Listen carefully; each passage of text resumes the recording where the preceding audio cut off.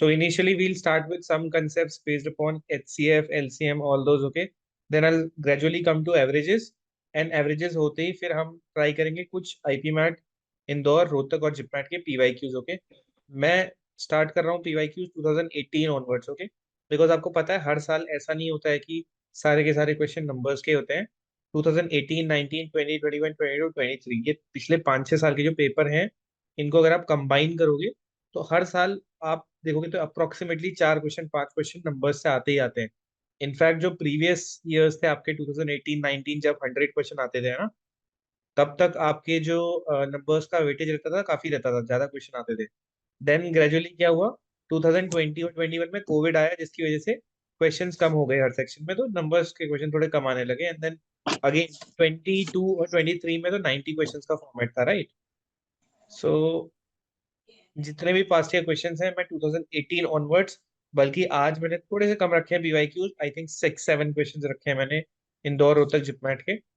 And then gradually आगे के marathon हम क्या करेंगे कि सारे पीवाईक्यूज उठा लेंगे नंबर्स के। तो आई थिंक इसके बाद एक और मैराथन होगा, वो थोड़ा लंबा होगा, वो अप्रोक्सीमेटली 4 आवर्स का होगा, और उसमें हम कंप्लीट पूरा नंबर्स कर लेंगे, ठीक है। And then we'll straight away come to the arithmetic part और algebra part, fine. Akanksha is saying sir मैंने आज ही ग्रुप ज्वाइन किया है आपका, व्हाट्सएप ग्रुप, आप सिर्फ क्वेश्चंस करवाते हैं, बेसिक्स भी। सो बेसिकली ये मैराथॉन्स है आकांक्षा, हमारे जो कंसेप्ट वाली क्लासेस होती हैं जिसमें हम ज्यादा बेसिक करते हैं, वो क्लास में होता है, ठीक है। हमारी पेड क्लासेस होती है, मैराथॉन्स पब्लिक है। और इसमें मैं बेसिक तो बताता हूँ, ऐसा नहीं है कि डायरेक्टली मैं बोलूंगा कि हमने ये चीज ऑलरेडी पढ़ी है तो ये हो जाएगा, no. I will tell the concept, okay. मैं कंसेप्ट भी थोड़ा बहुत आपको बताता हूँ जो आप रिकॉल कर पाओ इजिली, ठीक है। So that happens, fine. Okay fine, so कोई स्क्रीन डिस्टर्ब कर रहा है, don't do that, okay. I expect everyone to maintain full decorum, and screen disturb मत कीजिएगा। वैसे आप कर भी नहीं पाओगे खैर अब तो, but do not create any kind of noise, okay. So हमने कल तक अगर मैं आपको बताऊं तो till yesterday what have we done, हमने नंबर्स के काफी क्वेश्चन कर लिए हैं, एचसीएफ एलसीएम के अराउंड क्वेश्चन कर लिए हैं, राइट। देन डिविजिबिलिटी के अराउंड क्वेश्चन किए, यूनिट डिजिट के अराउंड क्वेश्चन किए, लास्ट 2 डिजिट पे क्वेश्चन किए। अब आगे हम देखेंगे फैक्टोरियल वगैरह ये सब चीजों के क्वेश्चन, ठीक है। हाँ, एक और चीज बचती है which is very important, reminder theorem, वो भी चेक करेंगे, but let us get started with this, okay. This is a question which is, I have a certain number of beads which lie between 600 and 900. If 2 beads are taken away, the remainder can be equally divided among 3, 4, 5, 6, 7 or 12 boys. The number of beads that I have is, so basically एक certain number of beads is basically something that is used to create garlands and all, okay, मतलब आपकी जो माला वगैरह होती है वो बीड से बनती है। एंड 600 से 900 के बीच उसका नंबर है। अगर 2 बीट्स हटा दिए जाते हैं टोटल नंबर ऑफ बीट्स में से, सो जो भी नंबर ऑफ बीट्स होगा, मतलब टोटल नंबर मान लीजिए अगर n है बीट्स का, उसमें से अगर आप 2 रिमूव करते हो तो जो भी ये n-2 होगा, that can be equally divided among 3, 4, 5, 6, 7 और 12 बॉयज, ओके। दैट मीन्स आप इस n-2 को 3 पार्ट्स में भी डिवाइड कर सकते हो, 3 इक्वल पार्ट्स में, 4 इक्वल पार्ट्स में भी डिवाइड कर सकते हो, 5 इक्वल पार्ट्स में भी डिवाइड कर सकते हो, 6 इक्वल पार्ट्स में भी, इनफैक्ट 7 इक्वल पार्ट्स और 12 इक्वल पार्ट्स। अगर कोई ऐसा नंबर है, राइट, जिसको आप 3, 4, 5, 6, 7, 12 किसी भी पार्ट में डिवाइड कर सकते हो, दैट मीन्स वो इन सब का क्या होगा, एक कॉमन मल्टीपल होगा। कॉमन मल्टीपल हिट करते ही we will straight away start calculating the LCM of all these. So LCM of what? 3, 4, 5, 6, 7 and 12, इनका हम LCM कैलकुलेट कर लेंगे, right. Once you calculate the LCM, which will be what, LCM calculate करना सबको आता होगा, सो इसका LCM होगा 420, okay. If you calculate the LCM, मैं LCM HCF निकालने में टाइम वेस्ट नहीं करूंगा ताकि हम ज्यादा क्वेश्चन कर पाए, ठीक है। और इसी का मल्टीपल होगा वो, ठीक है, या तो ये होगा या इसी का कोई मल्टीपल होगा, राइट। 420 के मल्टीपल्स क्या हो सकते हैं, पहला मल्टीपल तो खुद 420 हो गया, 840 भी इसी का मल्टीपल है, सेकंड मल्टीपल है ना, आप इंटू 2 कर दोगे, इंटू 3 करोगे तो 1260, ये सब इसी के मल्टीपल्स हैं, isn't it? तो जो टोटल नंबर ऑफ बीट्स मेरे हैं इस मतलब आफ्टर डिडक्टिंग टू, वो 420 भी हो सकता है, 840 भी हो सकता है, 1260 भी। अगर आप ऑप्शंस देखोगे तो कौन सा ऐसा एक ऑप्शन है जिसमें से अगर आप 2 माइनस करोगे तो वो 420 का एक मल्टीपल बन रहा है, इजंट इट? क्योंकि हमारा मेन काम क्या था, टोटल नंबर ऑफ बीट्स में से दो अगर हम कम कर देते हैं, if two are taken away, तो जो रिमेनिंग है वो 3 4 5 6 7 या 12 बॉयज में इक्वली डिवाइड करा जा सकता है, यानी कि इनका कॉमन मल्टीपल है। मुझे पता लग गया 420 लीस्ट कॉमन है, ठीक है? तो this is it. In the options what is the number of beats, total number of beat जिसमें से अगर आप दो माइनस करो तो 420 का मल्टीपल बन जाता है? That option is B, isn't it? Option B 840। अगर आप ऑप्शन बी में से टू रिमूव करते हो, 842 में से टू रिमूव करते हो, you get 840, which is a multiple of 420. So this will be your answer, okay? Fine. This is an easy question, not a difficult one at all. I think इसको 1 minute से ज्यादा देना भी नहीं चाहिए कभी। किसी को डाउट है तो बताओ, otherwise we'll go ahead. Anyone having any doubt? No. Great. No answer. Let's go ahead, okay? So this is a kind of question which is kind 62. of generalized, okay? यहाँ पे कोई values नहीं है। This is simply based upon equations, ठीक है? This is a question which is x to the power n minus a to the power n is completely divisible by x plus a when, okay? So n is not defined over here. N is not defined over here. It can be 1, 2, 3, 4, anything. Has the meeting proceeded far? No, Ayush, we have just started. Okay, we have just done one question on LCF LCM. This is the second one. Okay, you can go ahead from here as well. Fine. So, as you can see some options, N is either any natural number, even natural number, odd natural number, prime. You have to check between these options. Okay, we will try to eliminate options by taking different values of n. So in such cases, when n is not defined, you can simply take values. Okay, आप n को 1 लीजिए, 2, 3, 4, check with a couple of values and देखो कि आपके कौन से options eliminate हो रहे हैं. So suppose since we also have to check for odd numbers, even numbers, prime numbers, natural numbers, तो 1, 2, 3, 4 शुरू की कुछ values अगर मैं ले रहा हूँ n की वैल्यू, क्योंकि मुझे n की वैल्यू चेक करनी है, isn't it? तो 1 और 3 मेरे ऑड नंबर्स भी हो गए, 2 एंड 4 मेरे इवन नंबर्स भी हो गए, and all of these are natural numbers. मेरा सब कुछ चेक हो जाएगा। Let us go ahead with n equal to 1। अगर n इक्वल टू 1 होगा तो मेरे पास इक्वेशन क्या होगी? x to the power n minus e to the power n will ultimately become x minus a because n will be 1। Is this divisible by x plus a when n is 1? No. So straight away I'll cancel 1. Okay, इसका मतलब option A तो सीधा eliminate हो जाएगा, because वो कह रहा है कि n is any natural number, यानी कि n की वैल्यू आप कुछ भी ले लो, कोई भी natural number. What are natural numbers? All the whole numbers from 1 onwards, 1 2 3 4, और these are called natural numbers. So n की वैल्यू 1 पे ही ये ट्रू नहीं हो रहा है, तो हम इसको स्ट्रेट अवे एलिमिनेट कर देंगे। Let us check with 2 now. So I will get x square minus a square when n is 2। Is this divisible by x minus a? Is this divisible by x minus a? Yes, Okay, sorry, sir. x plus a, okay? Not x minus a. Is this divisible by x plus a? Yes, it is, because x square minus a square, if you apply the formula a square minus b square, it is x minus a into x plus a. And if you divide this by x plus a, it is divisible by x plus a, okay, when n has value 2. So fine, 2 can be one of the possible options, but not fine enough for us to be sure about the options, okay? Let us go ahead with n equals to 3. I'll get x cube minus a cube if I put n equals to 3. Is this divisible by x plus a? Let us check. X cube minus a cube is what? A cube minus b cube form, isn't it? So you know the formula for a cube minus b cube. A cube minus b cube is a minus b, a square plus ab plus b square. Now, many of you might not be remembering this, but I would suggest all of you to learn the algebraic formulas, okay? Algebraic identities जो होती हैं शुरू की, everyone should know them because those are very handy while solving such questions, okay? So If I want to open x cube minus a cube, it will be like x minus a x square plus ax plus a square. Is this divisible by x plus a? No. So for n equals to 3, n equals to 1, we have seen that it is not divisible. So far, only one value has satisfied everything, that is n equals to 2. Let us check with one more number, which is 4, and then let's be sure about our option, okay? So when n equals to 4, you will get x to the power 4 minus a to the power 4. X to the power 4 minus a to the power 4 can be written as x square whole square minus a square whole square. This is again in form of a square minus b square. So it can be written as x square plus a square into x square minus a square, okay? So is this divisible by x plus a?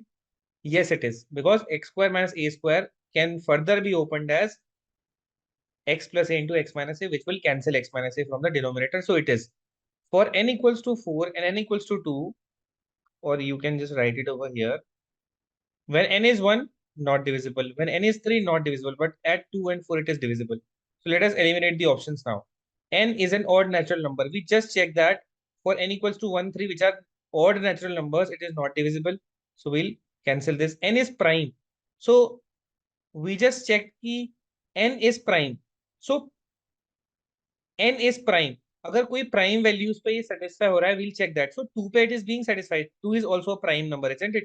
2 is the only even prime number. So 2 पे ही हो रहा है, but 3 पे नहीं हो रहा है, और अगेन 4 पे भी हो जा रहा है.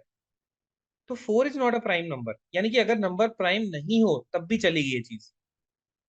अगर ऐसा कोई ऑप्शन होता, यहाँ पे हमसे बोला गया कि n इज प्राइम, क्या जब n प्राइम होगा तभी ये डिवाइड होगा x प्लस ए से? नहीं, बिकॉज ये 4 पे भी हो रहा है, और 4 जो है वो प्राइम नंबर थोड़ी है bro. 4 is not a prime number. So इसका मतलब d भी एलिमिनेट हो जाएगा. n is an even natural number. Yes, जब भी n एक इवन नेचुरल नंबर हो रहा है, 2 4 फर्दर आप अगर आगे करोगे तो 6 की वैल्यू पे चेक करो, तब भी डिवाइड हो रहा है. So b is the option जो मोस्ट क्रेडिबल ऑप्शन, की हाँ इस वैल्यू पे तो होगा ही होगा even natural number. So this is your solution to this question. Okay sir, can you explain option 1 again? So Satyam, what I did was x to the power n minus a to the power n is given to me. If I check with n equals to 1, my function becomes x minus a. Okay? This will become x minus a. Is this divisible by x plus a? मतलब ये x plus a से divide हो रहा है? नहीं हो रहा है. That is what I'm saying. Okay. I think there is no doubt in this question. ये भी बहुत क्विकली करने वाला क्वेश्चन है. जिसको आइडेंटिटीज पता है वो सीधा कर लेगा इस question. Fine. Anyone having any doubt? Fine. Let's go ahead. Now we'll jump into PY. Yes.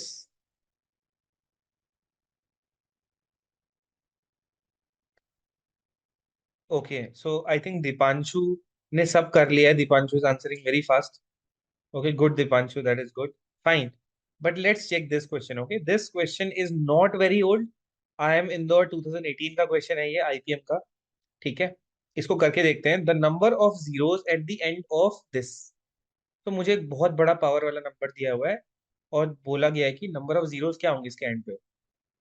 अब वैसे तो it is practically impossible for us to calculate the value of 2 to the power 123 2 की पावर 120, बिकॉज ये सब बड़े numbers होंगे, है ना, बहुत बड़े नंबर्स होंगे.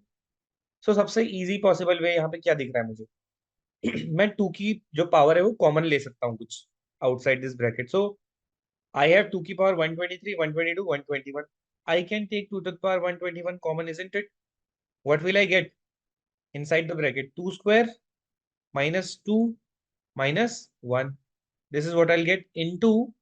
अगेन 3 वाले ब्रैकेट में भी मेरे पास बहुत ज्यादा पावर्स है, तो मैं 3 की सबसे छोटी पावर जो है, मोस्ट जो हम कॉमन ले सकते हैं, वो ले लेता हूँ. तो 3 की पावर 232 सबसे छोटी, ये कॉमन ली जा सकती है. ब्रैकेट के अंदर मुझे मिलेगा 3 स्क्वायर माइनस 3 माइनस 1. राइट. अब मुझे थोड़ा सा इजी लग रही है प्रॉब्लम. तो मेरे पास बचा 2 की पावर 121 इंटू 3 की power 232. And then this bracket, if you solve, what will it become? 4 minus 2 minus 1, that means 1. 4 minus 3. And this becomes 9 minus 3, 6, 6 minus 1, 5. अब किसी भी प्रोडक्ट में जीरो कब प्रोड्यूस होता है, ये सोचो. A zero is produced when a pair of 2 and 5 multiply each other. Right? ऐसे ही अगर दो पेयर होते 2 और 5 के आपस में मल्टीप्लाई होने वाले, तो मेरे 2 जीरो प्रोड्यूस होते, इजंट इट? अब मुझे काउंट करना है number of zeros at the end of this. तो फाइनली मेरा सॉल्व होगी ये निकल रहा है, इस फाइनल प्रोडक्ट में देखो मेरे पास कितने पेयर बन रहे हैं 2 और 5 के, उतने जीरो मेरे बनेंगे।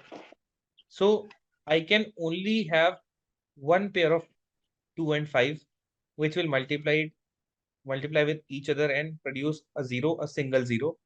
बाकी तो इसके अलावा एक एक्स्ट्रा 5 हमारे पास है नहीं, बिकॉज 5 की पावर सिर्फ 1 है, एक ही 5 है मेरे पास। 2 तो बहुत सारे हैं, 2 की पावर 121 है, लेकिन 5 की पावर जस्ट 1 है। तो जीरोस कितने प्रोड्यूस होंगे? एक ही जीरो प्रोड्यूस होगा, 2 into 5, बिकॉज 1 पेयर है हमारे पास इसका, बस 1 pair, right? And that is the reason option B will be the correct answer to this question. Okay, correct Riya, you are correct. Okay, मुझे नहीं लगता इसमें कोई डाउट होगा किसी को, जस्ट बिकॉज ये IIM इंदौर 2018 का क्वेश्चन है, बहुत ज्यादा पुराना नहीं है, खैर fine. I don't think there is any doubt this, never forget this, okay, कि एक 2 और 5 के पेयर से जीरो प्रोड्यूस होता है। Let's go ahead. ओके, थोड़ा सा बड़ा क्वेश्चन है, this is not a one liner question. Usually जैसे अभी तक हम सॉल्व कर रहे थे, एज आई सेड, मैं जितने भी मैराथन्स कराऊंगा आगे को, उसमें मैं लेवल अप करते रहूंगा क्वेश्चंस का, ठीक है? सो दैट ऐसा भी ना हो कि आपको बेसिक क्वेश्चन बिल्कुल नहीं मिले। जिन लोगों ने आज पहली बार अटेंड किया है, what they can do is, iQuanta IPMAT channel है, तो आप यूट्यूब पे जाके iQuanta IPMAT search कर सकते हो, एंड वहाँ पे 2 मैराथन्स अपलोडेड है, उनकी वीडियोस आप देख सकते हो, ठीक? तो वहाँ पे मैंने बेसिक से सब कुछ कराया हुआ है। Let us come to this question, this is again from IIM Indore 2018 paper, okay? So this is A, B, C, D, and so on till X, Y, Z are the players who participated in a tournament. Everyone played with every other player exact once. A win, a win. Okay, this is not A. This is a win scores 2 points. A draw scores 1 point, and a loss scores 0 points. None of the matches ended in a draw. No two players scored the same score. And at the end of the tournament, the ranking list is published, which is in accordance with the alphabetical order. Then who wins over N? Okay. So here I have how many players in total? A to Z. A to Z. That means I have 26 players in total, isn't it? And यहाँ पे बहुत सारे rules दिए हैं। Generally किसी भी student का ये इस क्वेश्चन की तरफ एटीट्यूड होगा कि मुझसे नहीं हो रहा, पहली बार में बहुत बड़ा है, बहुत ज्यादा चीजें पढ़ने के लिए, नोट करने के लिए। So let's skip this question, and generally लोग ये टूर्नामेंट वर्ड देख करके डर जाते हैं, ठीक है? सो कई बार ऐसा होगा ना, क्वेश्चन बिल्कुल नो ब्रेनर होगा। You understand what's a no brainer? दिमाग लगना ही नहीं होगा उसमें, बस वो बड़ा दिख रहा होगा। जिसने एक बार उसको पढ़ के समझ लिया, वो कभी कभी आप ऐसे क्वेश्चंस कर ले जाओगे, ठीक है? Now A to Z 26 players हैं टोटल, ठीक है?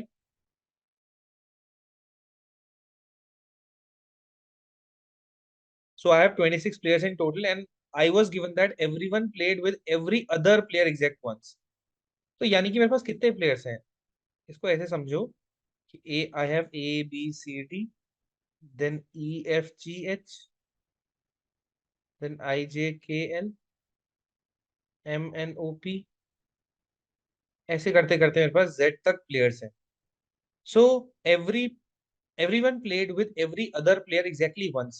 तो ए ने कितने मैचेस खेले होंगे? बेसिकली ए ने बी के साथ खेला होगा, और ये एक ही सिंगल मैच होगा। देन ए सी के साथ खेलेगा, एंड देन डी के साथ खेलेगा, करते करते 26. ए जेड तक खेलेगा। दैट मीन्स ए कितने मैचेस खेलेगा? Total 25, isn't it? यस और नो? राइट?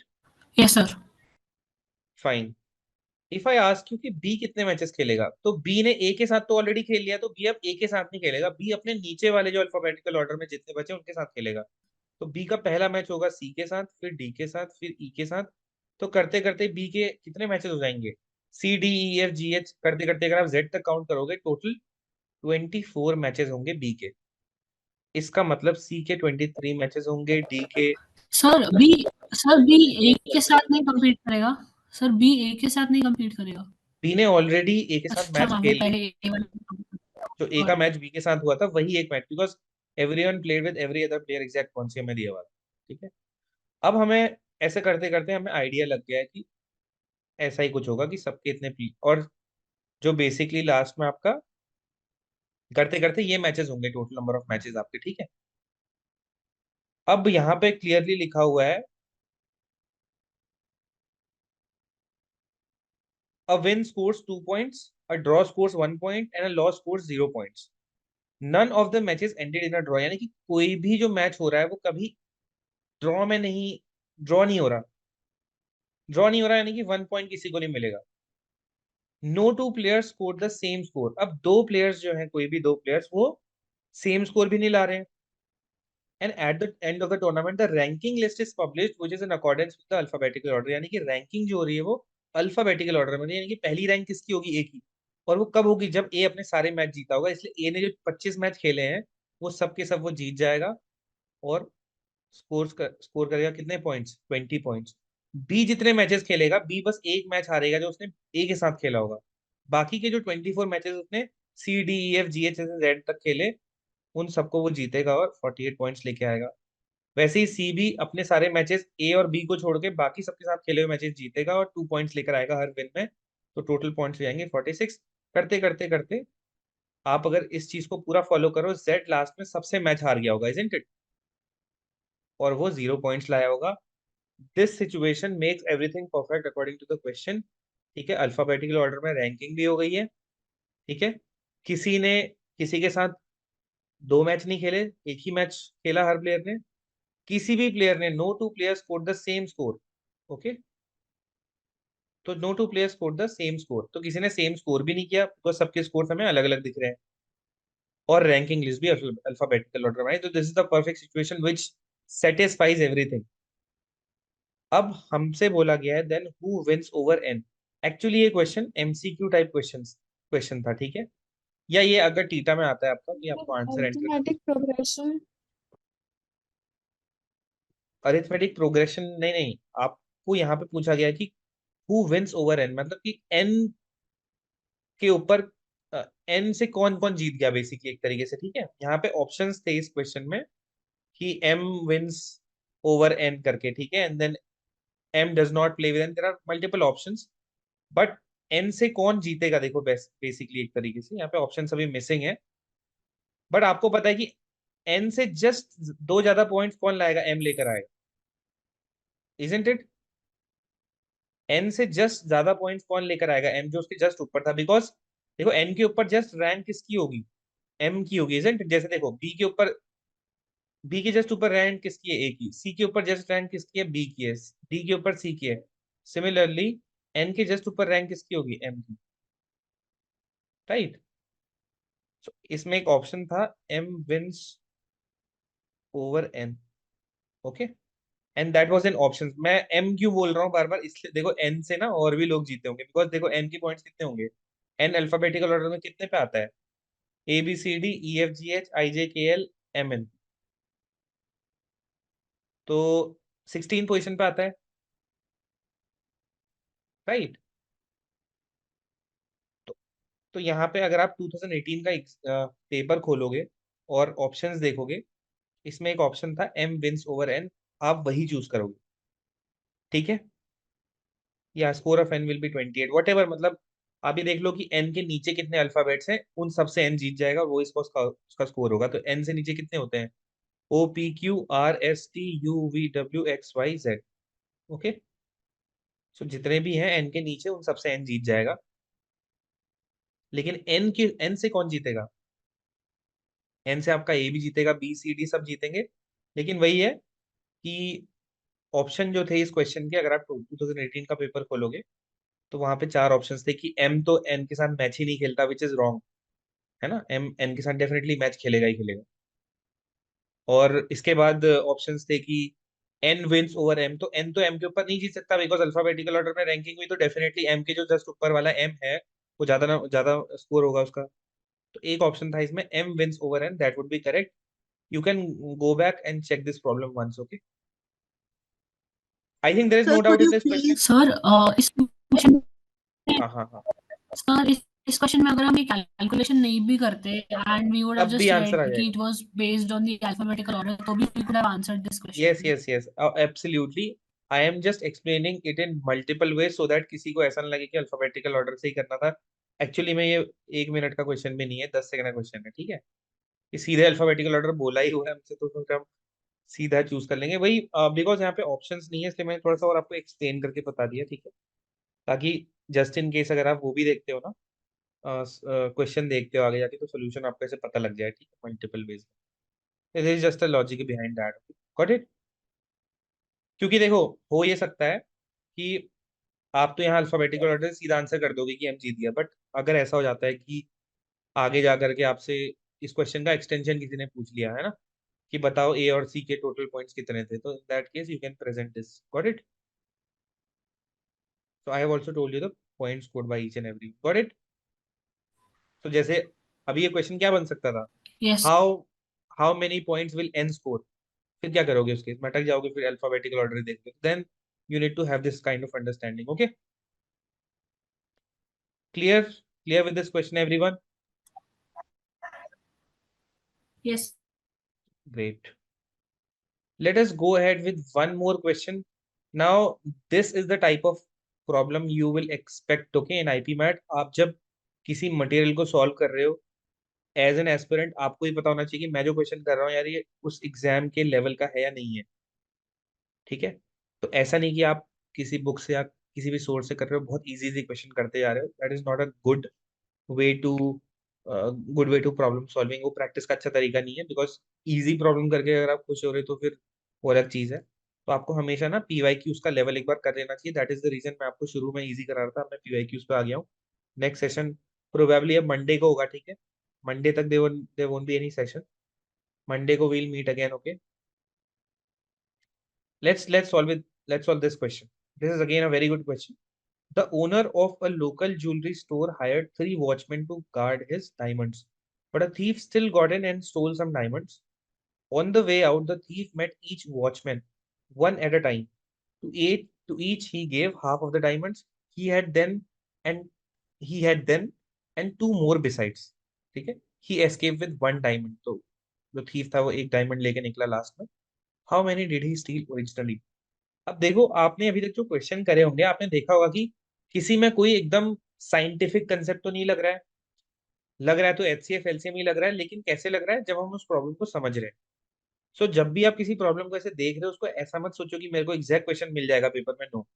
आपको क्वेश्चन पढ़ना है और देखना है कि यार इसमें क्या लगेगा, एचसीएफ लगेगा, एचसीएफ लगेगा तो उसकी लॉजिक ढूंढो, क्वेश्चन के अकॉर्डिंग जा रहा है, नहीं। एलसीएम लग रहा है, नहीं। यूनिट डिजिट लगेगा या क्या लगेगा। तो ऐसा कोई क्वेश्चन अभी तक आपने नहीं देखा होगा कि जिसमें मैंने अलग सा कुछ एक बहुत खतरनाक फॉर्मूला लगा दिया और आंसर निकाल दिया, no, right. So this is the kind of thinking you need to have. This is the kind of mindset you should take when you're writing a mock as well. Question को पढ़ो, देखो ये क्या पूछ रहा है एग्जैक्टली, उसको करो। अगर नहीं हो रहा है तो आपको ना क्वेश्चन छोड़ना भी आना चाहिए। कई बार ऐसा एग्जाम में होता है कि बहुत बेसिक बेसिक क्वेश्चन हम नहीं आ रहे होता है, हमारा दिमाग फंस जाता है एकदम से। आपको छोड़ना भी आना चाहिए। टेक द नेक्स्ट अपॉर्चुनिटी, अगले क्वेश्चन पे जाओ, एक पूरा राउंड मार के आओ, पूरे जितने क्वेश्चन है उनको विजिट करो। कई बार आपको ऐसे नो ब्रेनर्स मिल जाएंगे जो भी पिछला आपने किया। But let's come to this, okay. This is another question which does not need any concept. तो अभी मुझसे कोई पूछ रहा था कि सर आप बेसिक भी कराओगे या सीधे पढ़ाने लग जाओगे ना। एक बार बेसिक तो मैं कराऊंगा ऑफ कोर्स, लेकिन आईपी मैट एक ऐसा एग्जाम है जो ये नहीं चाहता कि आप एक ऐसे स्टूडेंट हो जिसने सारे फॉर्मूले रट लिए हो और सब कुछ कर लिया हो, नो। दे जस्ट चेकिंग कि आप चीज़ों को पढ़ते कैसे, उनको एट दैट वेरी मोमेंट कैसे समझ रहे हो और टाइम कैसे यूटिलाइज कर रहे हो, बस उनको यही चेक करना है आपने। और उनके लिए ऐसे क्वेश्चन अगर वो 100 बना देंगे तो उनके लिए बहुत है। इस क्वेश्चन को आप कैसे करोगे बेसिकली, देखो।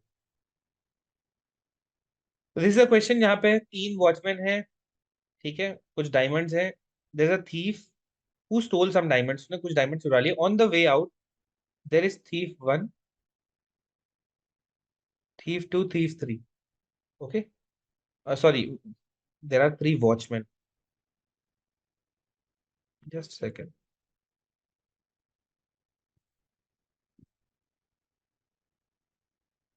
Okay, Ria is saying 36. Let's check Ria, okay?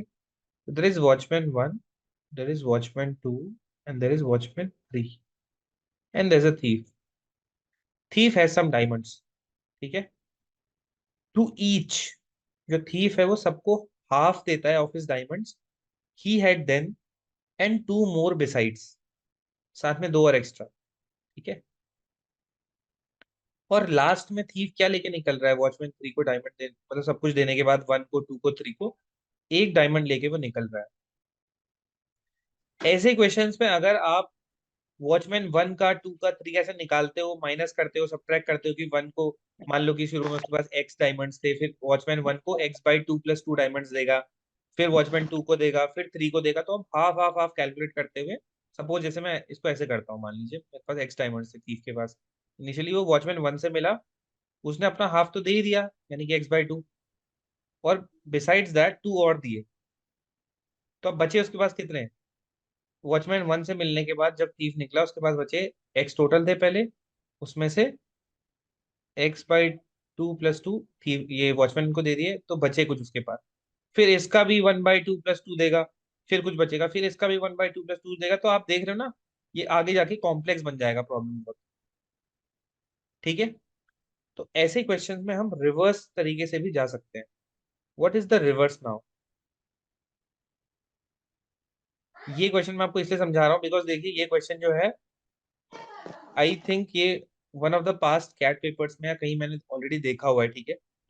ऐसे क्वेश्चन का ना टाइप वो रिपीट करवा देंगे, यहाँ पे थीफ को बदल के कुछ और सिचुएशन रख देंगे, है ना, बट लॉजिक काइंड ऑफ यही लग रहा होगा, एंड शायद ऐसा कर दें यहाँ पे 1/3 ऑफ द डायमंड्स कर देंगे यहाँ पे, and 6 besides, escape with 5 diamonds, यही कर देंगे। मान लेते हैं, तो we'll assume one thing that जब जो थीफ है वो वॉचमैन 3 से मिला जब, तो तब मान लेते हैं उसके पास एक्स डायमंड्स थे, ठीक है। उसने x/2 तो वॉचमैन को दिए, मान लो जब उससे मिला वॉचमैन 3 से, तो वॉचमैन 3 को he gave half of the diamonds he had, तो जब ये मिला तो एक्स डायमंड्स है इसके पास, x/2 तो दिए दिए, एंड टू मोर बिसाइड्स, तो ये लाइन समझना यहाँ पे बहुत इंपॉर्टेंट है, तो इसके साथ और 2 डायमंड्स उसने दिए, तो बचे कितने पास उसके पास फाइनली, एक्स उसके पास थे जब वो वॉचमैन 3 से मिला, और उसने x/2 + 2 वॉचमैन 3 को दे दिए, तो बचे कितने, x minus x/2 + 2, isn't it, which is x/2, and अगर आप अंदर एलसीएम लेते हो इसका, so that becomes -4, isn't it, right. Okay, just second,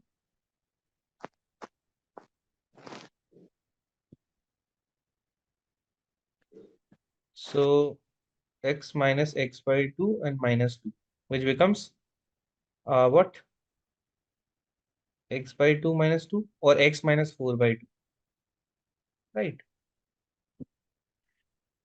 तो एक बात देखो, x -4/2 उसके पास बच रहा है, इसको आप ध्यान से देखना थोड़ा, बिकॉज वरना ये बहुत डिफिकल्ट हो सकता है समझने में, ठीक है। ये जो 1 डायमंड था वो क्या था फिर, x -4/2, बिकॉज ये उसके पास था मिलने से पहले वॉचमैन 3 से, एंड इसने दे दिए x/2 + 2 diamond sir watch, yes. Sir ये x-4 means how you get this? See, I am saying that when he met Watchman 3, then the thief was having X diamonds remaining. उसमें से उसने half तो देना ही है, half of the diamonds he had then, जब भी वो किसी वॉचमैन से मिल रहा है, तो उसके बाद जो करंट नंबर ऑफ डायमंड्स है उसका हाफ तो उसको देना ही है, प्लस 2 मोर बिसाइड्स, यानी कि +2 भी दे रहा है। तो अगर वॉचमैन 3 से मिलने से पहले उसके पास एक्स डायमंड थे, उसने x/2 + 2 वॉचमैन को दे दिए, तो बचे कितने, x माइनस x/2 + 2। सो अगर आप x माइनस x/2 + 2 को सॉल्व करते हो, you will get x -4/2 only, fine। So यानी कि x -4/2, if this is equal to 1, the remaining number of diamonds in the end, x will be what, cross multiplied 2 and then +4 6, यानी कि watchman 3 से मिलने से पहले उसके पास 6 डायमंड्स थे। गॉट इट, यहां तक सबको समझ में आया। This is very important to understand, अगर आपने ये समझ लिया तो आपको फिर सब समझ में आ जाएगा। Is this clear, Yes, sir. Yes sir. ठीक है। तो अब मैं यहाँ पे सिर्फ वैल्यूज लिखूंगा, ठीक है।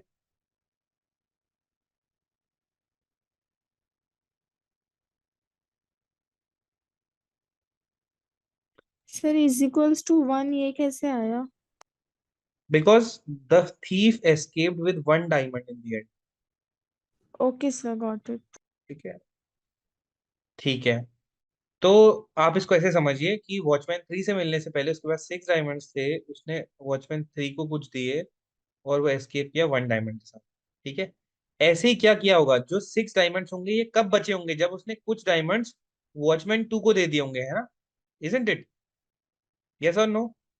वो वॉचमैन 2 से मिला होगा, फिर वो 6 डायमंड्स लेके जब आगे गया तो वो वॉचमैन 3 से मिला, उसको कुछ दिया, फिर लेके आगे निकला 1।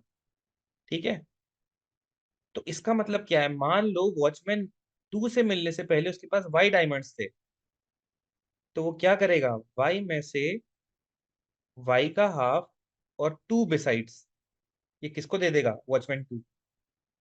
और ये लेने के बाद क्या हुआ, उसके पास रिमेनिंग कुछ डायमंड्स बचे जो लेके वो आगे गया है, वो आगे लेके क्या गया वॉचमैन 2 से मिलने के बाद 6। That is the reason. अगर आप इसे सॉल्व करोगे तो क्या आएगा, फिर से again y minus 4/2 which is 6. If you solve this further, x will be 12 plus 4 6, y will be 16, यानी कि 16 क्या होगा, 16 will be the number of diamonds which he had after giving some to watchman 1, यानी कि वो शुरू में कुछ नंबर ऑफ डायमंड्स लेके आया होगा, उसने कुछ वॉचमैन 1 को दिया और लेके निकला 16। 16 लेके जब वो जा रहा था वॉचमैन 2 से मिला, उसने वॉचमैन 2 को कुछ डायमंड्स दिया, आगे निकला एंड उसके बाद 6 डायमंड से 6 डायमंड लेकर वॉचमैन 3 से मिला, वॉचमैन 3 को कुछ दिया, एंड देन लास्ट में बचा उसके पास 1। तो अगेन मैं अज्यूम कर लेता हूँ जो थीफ था वो जेड डायमंड्स लेके निकला था शुरू, तो जेड डायमंड्स अगर लेके निकला था तो जेड माइनस, जब वो वॉचमैन 1 से मिला होगा तो वॉचमैन 1 को क्या देगा, z/2 तो देगा ही, and 2 besides, which is again what, z-4/2। And z-4/2 क्या है, the number of diamonds remaining with the thief after he met watchman 1 which was what 16, 16 diamonds लेके आगे निकला हो वॉचमैन 1 से मिलने के बाद। तो ये कर दोगे आप 16, z-4/2 इज 16, तो आप इसे कैलकुलेट करो, 32 + 4 36। तो 36 क्या है, जेड डायमंड जो उसके पास इनिशियली थे। अब इस क्वेश्चन को कैसे पूछा जा सकता है, इस क्वेश्चन को मल्टीपल वेज में पूछा जा सकता है। ये यहाँ पे 1/2 का 1/3 कर सकते हैं क्वेश्चन में, 3 की जगह 4 वॉचमैन लगा सकते हैं, और ऐसा पूछ सकते हैं कि वॉचमैन 1, वॉचमैन 2, वॉचमैन 3 को कितने डायमंड दिए।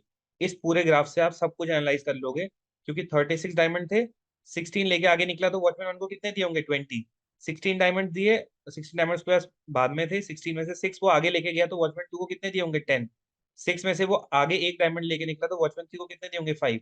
तो मैं ऐसे भी पूछ सकता हूँ कि बताओ वॉचमैन 2 और वॉचमैन 3 को कितने डायमंड मिले, पूछ सकता हूँ, isn't it? So now any kind of question in this format can be solved by you guys. Yes or no? Yes or no? Yes, sir. Great. Pratik is asking sir, एक question किस topic से related है, means like average या percentage. Basically प्रतीक ये ना किसी topic से related नहीं है, ना एवरेज दिख रहा है इसमें ना परसेंटेज है, ये एक सिंपल कॉम्प्रिहेंशन बेस्ड प्रॉब्लम है जो कि आप लीनियर इक्वेशन पे बेस्ड कह सकते हैं। ठीक है, काइंड ऑफ लीनियर इक्वेशंस बन रही है इसमें, है ना? Dipanshu, sir, today only I saw this question but was not able to solve it, and even the solution was very confusing, but now it's clear. Thanks for the awesome explanation. Great, Dipanshu. Okay, so this is how you can solve it. In fact, now if I make 10,000 type of variations in this question, मैं 1/2 का 1/4 कर दूं, 1/3 कर दूं, कुछ भी कर दूं मैं, I'll be able to solve this question. और इस अगर आप इस प्रोसेस को समझ गए तो आप फिर ना, मान लो अगर 4 वॉचमैन होते तो क्या कर लेते, अगर मैं बोलूंगा कि 4 वॉचमैन है और 1/3 डायमंड्स एंड सर, बिसाइड्स 4 दे देता है। हाँ, सर ये यस। 20 10 5 ये क्या है मीन्स? देखो क्या है, मैंने शुरू किया जब लास्ट में थीफ के पास 1 डायमंड था, और वॉचमैन 3 से मिलने से पहले कितने थे, 6 थे उसके पास, है ना? तो उसने वॉचमैन 3 को कितने डायमंड दिए होंगे, 5 दिए होंगे ना, 6 में से अगर वो एक ही लेके आगे जा रहा है तो बाकी डायमंड्स कहाँ गए, वॉचमैन 3 को दिए। ये समझ में आया आपको, ये बताइए इतना पार्ट। Yes sir. अब 6 अगर उसके पास वॉचमैन 2 से मिलने के बाद थे, तो मैंने जब कैलकुलेट किया अगेन ना वाई की वैल्यू, जो वॉचमैन 1 से मिलने के बाद जब वो निकला तो उसके पास वाई डायमंड थे। तो अगर वो वॉचमैन 1 से मिलने के बाद उसके पास 16 डायमंड्स आए जो मैंने यहाँ से कैलकुलेट किया, और जब वो निकला वॉचमैन 2 से मिलके तो उसके पास 6 डायमंड्स थे, तो 16 में से उसके पास 6 ही बचे हैं, तो बाकी 10 डायमंड कहाँ गए, वॉचमैन 2 को गए। तो इतना प्रोसेस क्लियर हुआ आपको अगेन? फाइनली मैंने जब Yes. कैलकुलेट किया कि Yes, अगर sir. वॉचमैन 1 से मिलने के बाद 16 बचे थे, तो शुरू में कितने थे? 36, जो मेरी जेड की वैल्यू आई। तो 36 में से 16 ही अगर उसके पास बचे, तो 20 कहाँ गए बचे हुए? वॉचमैन 1 को गए। That's it. Clear to everyone? Yes, sir. Great, let us go ahead. एक और क्वेश्चन हमारे पास है। ये वैसे तो मेरे हिसाब से नहीं आएगा वैसे, बट शायद अगर किसी रोहतक वगैरह में आ जाए तो देख लेना, ठीक है? आ भी सकता है। Let X be the product of two numbers. तो बहुत बड़े दो नंबर्स है मेरे पास, ये this is a complete number, okay? ये एक नंबर है और ये एक पूरा एक बड़ा नंबर है, ठीक है? अब ये नंबर क्या है? 3659 समथिंग समथिंग समथिंग, बहुत बड़ा नंबर है। तो ऐसे तो प्रैक्टिकली कैलकुलेट नहीं कर सकते, कैलकुलेटर भी यहाँ पे हमें हेल्प नहीं करेगा, ठीक है?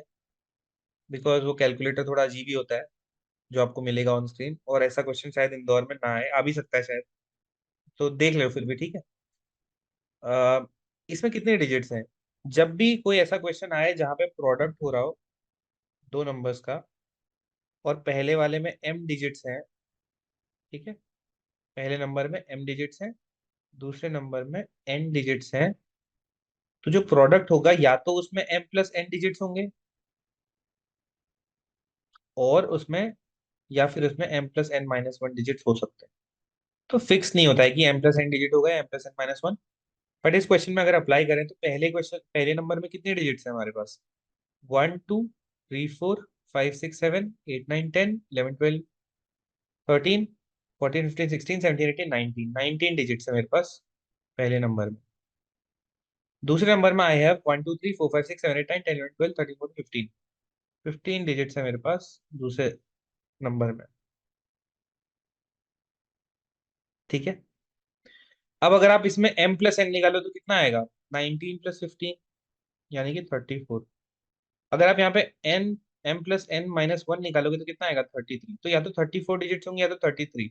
अब ये 34 33 ना कुछ पैरामीटर्स के बेसिस पे डिवाइड होता है। इस पर्टिकुलर क्वेश्चन में आपके पास 34 या 33 में से एक ही ऑप्शन है, जो है ऑप्शन बी। तो स्ट्रेट अवे मेरा आंसर ये हो जाएगा। बट अगर 33 होता तो क्या करते, वो मैं आपको आगे आने वाले मैराथन से बताऊंगा, ठीक है? बिकॉज उसमें थोड़ा सा और कुछ कंसेप्ट लगता है, ठीक है? That I explain in sessions ahead. But is this clear for now? Because देखो, उसने कुछ जज नहीं किया इस क्वेश्चन ने, आपको इतना जज किया कि क्या आपको ये कंसेप्ट पता था। अगर ये कंसेप्ट पता होता तो आप दो आपके प्रोबेबल आंसर्स होते, 33 या 34। हमें ऑप्शन में सिर्फ 34 दिख रहा है, so we'll just pick it up and move ahead.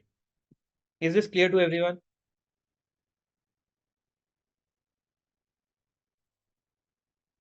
Clear?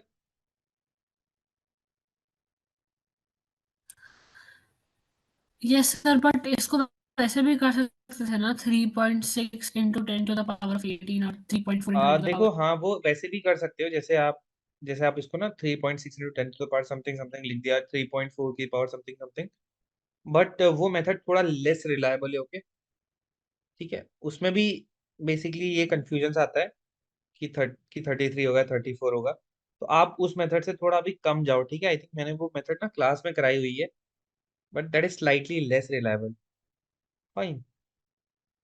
So CUET में तो देखो कभी ऐसा क्वेश्चन नहीं आएगा, आईपीएम में आएगा डेफिनेटली, और जिपमेट रोहतक में तो बिल्कुल आप ऐसा एक्सपेक्ट कर सकते हो। क्या पता रोहतक में इसके साथ 4 लाइन और ऐड कर देंगे जिसमें कुछ पूछ लें आपसे, ठीक है? फाइन।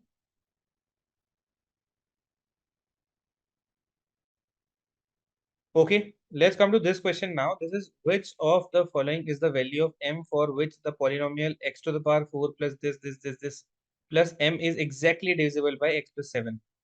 So ये जिपमैट 2022 का क्वेश्चन है, इसी कंसेप्ट पे बेस्ड आईपी मैट इंदौर में, इनफैक्ट आईपी मैट इंदौर 2023 में क्वेश्चन आया है, ठीक है? मैंने खुद देखा है, आईपी मैट 2023 में क्वेश्चन आया इस पे बेस्ड। बहुत ही इजी क्वेश्चन था, जिनको ये कंसेप्ट पता था वो बहुत इजीली कर ले गए, ठीक है? और हर साल ये रिकॉर्ड है कि 3 4 बार ऐसा क्वेश्चन आ गया है कि कोई पॉलिनोमियल है बड़ा सा, वो किसी दूसरे छोटे पॉलिनोमियल से डिवाइड हो रहा है, तो रिमाइंडर कैसे निकलता है।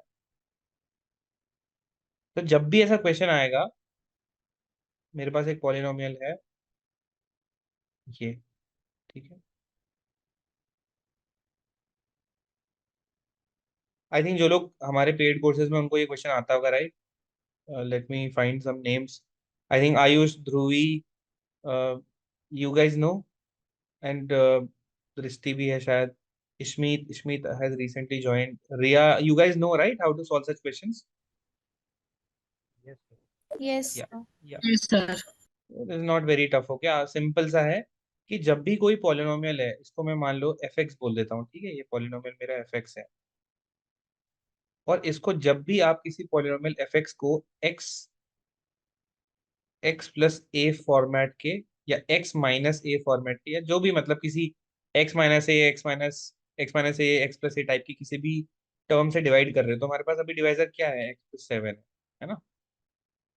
तो रिमाइंडर क्या होता है? f of a. मतलब f ऑफ a डायरेक्टली मत करना. चलो मैं एक चीज करता हूँ, इसे हटा ही देता हूँ. इसको हटा दो. मेरे पास अगर कोई फंक्शन है और वो x माइनस a से डिवाइड हो रहा है, तो जो मेरा रिमाइंडर होगा वो f ऑफ a होगा. What does that mean?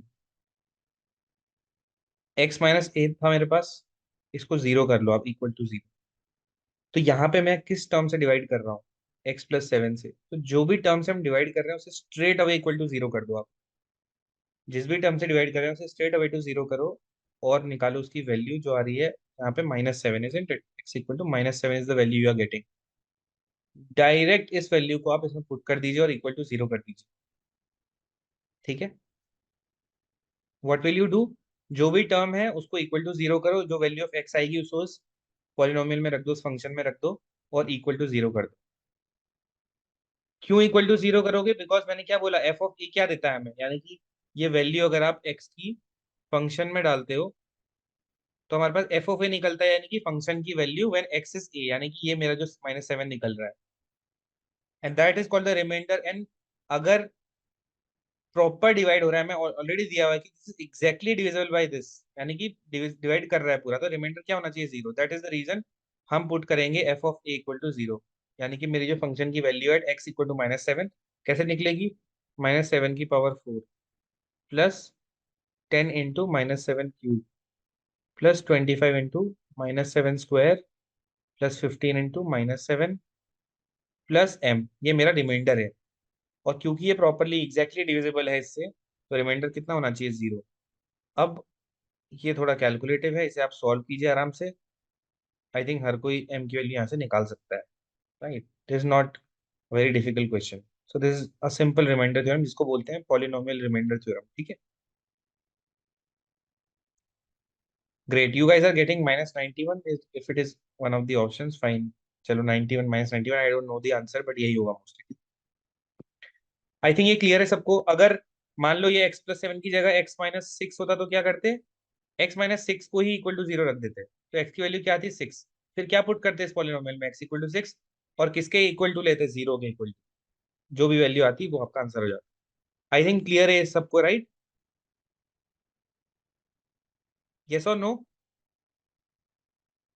Yes, sir. Yes, sir. Great. So let's move ahead. This Sir, is the a question second that, question. okay, so sorry, I missed the second, I guess. Fine. If LCM of two numbers is 12 times HCF and the sum of HCF and LCM is 403, if one of the numbers is 93, find the other number. Thanks for reminding. Okay. So this is a very recent question from JIPMAT 2022. इससे आपको JIPMAT का थोड़ा test भी पता लग रहा है, JIPMAT कैसा पेपर है. ठीक है? तो HCF, if the LCM of two numbers is 12 times HCF, the sum of LCM HCF is this, one number is 93. तो देखो, ये एक क्लासिक क्वेश्चन है, ये बहुत काम आपके आएगा. ठीक है? जब आपको HCF LCM की एग्जैक्ट वैल्यूज ना दी हो क्वेश्चन में, हमेशा आप क्या करोगे? जब भी दो नंबर्स आए और उनको अज्यूम करना हो, तो आप हमेशा कैसे अज्यूम करोगे? HX एंड HY, दो नंबर्स अज्यूम करोगे HX एंड HY, जहाँ पे H क्या होगा? ये H क्या है? इनका दोनों का HCF है. ठीक है? कॉमन दिख रहा है ना? कॉमन है दोनों में H, और हाईएस्ट कॉमन है, मतलब जो मैक्सिमम कॉमन क्या ले सकते हो HX और HY में से? H ही कॉमन ले सकते हो. तो H हमारा HCF कहलाता है, और HXY होगा इनका LCM. ऑफ कोर्स होगा, मतलब HXY एलसीएम होगा बिकॉज ये एच एक्स से भी डिवाइड हो रहा है, एच वाई से भी डिवाइड हो रहा है और लीस्ट कॉमन मल्टीपल है। तो जब भी आपको ऐसे क्वेश्चन मिले जहाँ पे एच सी एफ एलसीएम की वैल्यू डायरेक्ट नहीं दी हुई है और आपको अज्यूम करना है कि एच सी एफ और एलसीएम वो दो नंबर क्या होंगे, तो आप क्या करोगे? You will always assume two numbers as H X and H Y, where H is the H C F, H X Y will be the LCM, and what about X and Y, these should be coprime. अब I am not sure कितनों को को prime का मतलब पता है। को prime मतलब ऐसे दो नंबर्स जिनका एच सी एफ वन हो, ठीक है। को प्राइम का ये मतलब होता है कि दो नंबर्स जिनका एच सी एफ वन हो वो को प्राइम कहलाते हैं, ठीक है। तो और ऑफ कोर्स सी बात है, एक्स और वाई को प्राइम होने भी चाहिए बिकॉज हमने ऑलरेडी एच सी एफ यानी कि जो कॉमन पार्ट है पूरा सेलेक्ट कर लिया ऑलरेडी, है ना। एच सी एफ क्या होता है? हाईएस्ट कॉमन फैक्टर, हमने ऑलरेडी उसको सेलेक्ट कर लिया है। तो जो बाकी बचा हुआ पार्ट होगा दोनों नंबर्स में एक्स और वाई, उनमें कुछ भी कॉमन नहीं होगा। जब कुछ भी कॉमन नहीं है तो दोनों नंबर आपस में प्राइम हो गए, आपस में को प्राइम हो गए, ठीक है, नॉट प्राइम, को प्राइम। तो उनका एच सी एफ बचेगा वन, ठीक है। इतना बहुत है इस क्वेश्चन के लिए। LCM of two numbers is 12 time HCF. तो HCF LCM of two numbers, LCM क्या लिखूंगा उन टू नंबर्स का? एच एक्स वाई, क्लियर, यहीं से ले रहा हूँ। 12 times the HCF, तो 12 times HCF will be H. If you cancel straight away, you will get XY equal to 12. Got it? And the sum of HCF LCM, HCF H है और LCM है HXY, which is 403, ठीक है। तो मुझे मिल गया 1 plus, okay, XY मुझे 12 दिया हुआ है, right. So I will put XY straight away, H common ले लो, 1 प्लस XY, XY है 12 and it is given equal to 403। H मेरा कितना आ जाएगा? 31, राइट। यस और नो? यस और नो? एच क्या हो गया मेरा? एच सी एफ आ गया। एक्स वाई की वैल्यू मेरे Yes. को पहले से ही पता है। अब उन्होंने हमसे बोला कि एक नंबर 93 है, तो नंबर क्या होते हैं जो मैंने अज्यूम करे, एच एक्स और एच वाई। तो मान लेता हूँ कि मेरा एच एक्स वो नंबर है जिसकी वैल्यू क्या है, 93 दे रखी है ऑलरेडी। एच एच मेरा 31 है, एक्स तो मुझे निकालना है, तो निकाल लेते हैं, एक्स विल बी 3। तो एक नंबर अगर आपको एक्स की वैल्यू 3 मिल रही है और एक्स वाई इक्वल टू 12 है, तो 3y निकाल लोगे आप, इक्वल टू 12, यहाँ से इस इक्वेशन पुट करके y विल बी 4। तो मेरे दोनों नंबर्स क्या होंगे? H X and H Y. H मुझे पता है 31 इंटू 3, एक नंबर तो ये है, दूसरा नंबर क्या हो जाएगा? 31 into 4, that's it. Find the other number. तो एक नंबर तो 93 है जो क्वेश्चन में दे ही रखा है ऑलरेडी, दूसरा नंबर क्या है? 124। This is the analysis of a situation जहाँ पे H C F LCM exactly आपको नहीं दे रखे, ठीक है। Fine, all of you are correct, okay, Deepanshu, Riya and Deepanshu, fine, you guys are correct, okay, all of you. I think this is clear, right? Let us go ahead. This is a question based upon averages, again comes from IPM 2018 Indore, okay. On an average, 300 people watch the movie in Sahu Cinema Hall on Monday, Tuesday, Wednesday, and the average number of visitors on Thursday, Friday is 250. If the average number of visitors per day in the week is 400, then the average number of people who watch the movie in weekends, that means Saturday and Sunday. ये तो बहुत एक average का question है जिसमें पढ़ के बस इक्वेशन बनाते जानी है। तो हमको क्लियरली दिया हुआ है कि मंडे, ट्यूसडे और वेंसडे को एवरेज नंबर ऑफ विजिटर्स कितना होता है? 300 है। तो एवरेज कैसे निकालोगे? सम ऑफ ऑल ऑब्जर्वेशन। तो मंडे को अगर एम विजिटर्स है, ट्यूसडे को ये है, वेंसडे को ये है, तो का एवरेज क्या हो जाएगा? Divided by 3, it is given equal to 300। Clear सी इक्वेशन बन रही है कि Monday plus Tuesday plus Wednesday कितना आ रहा है? 900। ये मेरी बन गई इक्वेशन नंबर 1। नेक्स्ट दिया गया कि average number of visitors on Thursday Friday, तो थर्सडे प्लस फ्राइडे, ठीक है, इट इज 250 एवरेज। सो निकालो थर्सडे प्लस फ्राइडे कितना हो जाएगा? 500। ये बन गई इक्वेशन नंबर 2। ये 1 ये है। An average number of visitors per day in the week is 400। अब वीक में 7 दिन होते हैं, मंडे ट्यूसडे वेंसडे से लेके पूरा पूरा लास्ट तक की क्या है? सैटरडे और संडे। तो एवरेज क्या जाएगा? Divided by 7, it is already given 400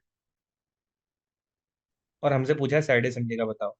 तो मुझे मंडे ट्यूसडे वेंसडे के टोटल विजिटर्स पता है, थर्सडे फ्राइडे के पता है, तो बचा क्या? Saturday Sunday only. तो मैं मंडे ट्यूसडे वेंसडे लिखूंगा तो क्या आएगा? 900। थर्सडे फ्राइडे को टोटल कितना है? 500। बचा क्या? सिर्फ सैटरडे और संडे, ठीक है। Divided by total number of visitors which is 7, it will be equal to 400। अब तो ये बहुत इजी करना हो गया हमसे, सैटरडे संडे को कितने टोटल विजिटर्स आए वो बताओ, पूछा गया है। तो हम कैलकुलेट कर लेते हैं सैटरडे प्लस संडे के कितने हो जाएंगे। क्रॉस मल्टीप्लाई करो, 2800 minus 1400, right, that means 1400।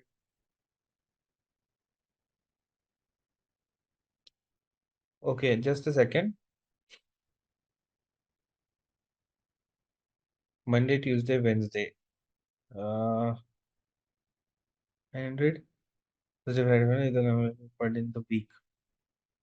Okay, हमसे average number of people who watch the movie in weekends on Saturday Sunday पूछा गया है, ठीक है। तो सैटरडे संडे को टोटल विजिटर्स अगर हमें पता है तो एवरेज निकाल लेंगे हम 2 दिनों का।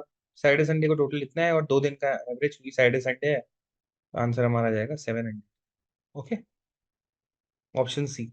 सो कई लोग निकाल के 1400 निकाल करके रुक जाते और शायद नन ऑफ दीज भी मार्क कर देते। तो डबल चेक योर क्वेश्चन हो कि इन दी एंड हमसे पूछा क्या है। तो कई बार ऐसी मिस्टेक्स हो जाती है, ठीक है, ये मत करना। क्योंकि आपको आता होगा सब कुछ, कर भी लिया होगा, बट लास्ट कोई आंसर एंटर करने में कभी कभी दिक्कत हो जाती है, ठीक है। I think this question is clear to everyone. Clear? Yes, sir. Yes. Fine, let us go ahead. Again, there are 4 friends. The average score in unit test of the first three is 15 and that of the last three is 16. If the score of last friend is 19, then the first friend score is what percent of average of the last three? So कुछ नहीं है इसमें, average निकालना है, percentage है, सब कुछ दे ही रखा है और आपको बस इक्वेशन को इधर उधर करके आंसर निकालना है। This is again a question from 2019, ठीक है। अब आप यकीन नहीं करोगे 2019 में ऐसे क्वेश्चन आ रहे हैं, बट मैंने अगेन क्या बोला, IPMAT is an exam of opportunities.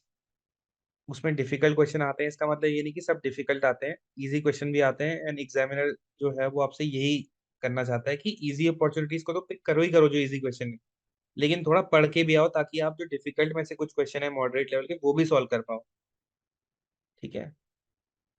देखो 3 तरीके के स्टूडेंट होते हैं, एक होते हैं बिल्कुल जीनियस टाइप के जो सब कर देंगे, मतलब वो इजी तो ऐसे ही कर देते हैं, मॉडरेट भी कर देते हैं, वो उनकी अंडरस्टैंडिंग सब्जेक्ट की ऐसी होती है कि वो टफ भी कर देते हैं। बट कितने लोग ऐसे होते हैं? बहुत कम होते हैं, है ना। एंड आपको क्या करना है, कट ऑफ क्लियर करके कट ऑफ से थोड़े ज्यादा नंबर लाने हैं, यही आपका काम है। तो मोस्ट ऑफ द बच्चे जो होते हैं वो उसी रेंज में रहते हैं, ठीक है, बीच की रेंज में, तो कट ऑफ के आसपास ही होते हैं, या कट ऑफ से 20 नंबर ज्यादा वाले बच्चे सबसे ज्यादा होते हैं। आपको उस रेंज में रहना है, ठीक है। एंड उसके लिए अगर आप क्वांट की कट ऑफ देखोगे, मतलब बहुत ही सिंपल सा लॉजिक है, मैंने कल परसों भी समझाया था कि यार क्वांट के पीछे सब पड़े रहते हैं, बट ठीक है, क्वांट की कट ऑफ लो भी जा रही है, मतलब है ना, शॉर्ट आंसर सेक्शन में 12 मार्क्स जा रही है आउट ऑफ 60, एमसीक्यू में 120, वर्बल की ज्यादा जाए तो वर्बल पे भी ध्यान देना, अभी हम आगे आने वाली वीक में वर्बल के मैराथन भी कराएंगे, ठीक है। Okay, let us focus on this question. मतलब ये 4 नंबर ऐसे ही आ जाते हैं आपके अगर ये क्वेश्चन कोई करता है, ठीक है। तो there are 4 friends, the average score in unit test of the first three 15। तो मैं मान लेता हूँ मेरे जो 4 फ्रेंड्स हैं वो A B C D हैं, ठीक है। Average score in unit test of the first three 15। So a plus b plus c by 3 is 15. That means a plus b plus c is 45, ठीक है। And that of the last three 16. तो last three है b c d by 3 will be 16। अगर आप इसे calculate करोगे तो आएगा 48। आई थिंक इस में कोई चीज करने की जरूरत नहीं है दोबारा इक्वेशन बताने की, है ना। देखो अब आप, काफी बच्चे ऐसे होते हैं जो बोलते हैं कि सर हमसे होता तो है बट हम बहुत स्लो हैं। तो what slows you down in a question, आपको आपकी स्पीड स्लो क्या चीज कर रही होती है? You have to skip between steps, okay. ये जैसे मैं अभी तो आपको एक एक इक्वेशन लिख के बता रहा हूँ, a plus B plus C by 3 is 15। कई बार ऐसा होगा आगे जाकर के जब हम पढ़ेंगे तो हमें ये चीजें अपने माइंड में करनी होंगी, and that helps us to not write so much on the paper, save some sheets, है ना, पेपर में रफ ऑफ की शीट भी आप बचा पाओगे, ठीक है। कई बार ऐसा होता है कि वो आपको एक ही बुकलेट देंगे, बहुत बड़ी बुकलेट देंगे 20-25 पेजेस की, बट उससे ज्यादा फिर नहीं देंगे, है ना। तो स्पेस को एफिशिएंटली यूज करना भी आपको आना चाहिए, और स्किप करोगे स्टेप्स के बीच में, ठीक है, तो आपका क्वेश्चन ऑफ कोर्स फास्ट होगा, because if everything you are able to do in brain, then फिर तो मतलब क्या ही प्रॉब्लम है ना, तो आप आपकी स्पीड ऑफ कोर्स ही बात है तेज हो जाएगी, ठीक है। तो ये चीजें आप कर सकते हो, ठीक है, practice this. try to skip between steps. Do not write everything on the paper. Do something in your brain and then write it down. Okay. So that is it. If the score of last friend is 19, so last friend is D, which is given 19 to us. Then first friend score, यानी कि A का जो score है is what percent of average of last three. तो average of last three तो हमको पहले से दिया हुआ था कि एवरेज ऑफ लास्ट थ्री क्या है 16. इसको एक तरीके से लिख ही लो पहले. हमें फर्स्ट फ्रेंड का स्कोर अगर निकाल लेंगे हम तो हमें पूरा पता लग जाएगा क्या करना है. ओके. बहुत इजी है. डी की वैल्यू 19 है, इसको यहाँ पुट करो आप. तो बी प्लस सी आपको क्या मिलेगा 48 माइनस 19 यानी कि 29 ऑफ कोर्स है ना. एंड 29 को अगर आप ऊपर पुट करोगे तो ए आपको क्या मिलेगा. बी प्लस सी 29 है तो ए क्या आएगा 16. This is how you have to solve. Do not write plus minus every time. 16 मिल गया. Okay.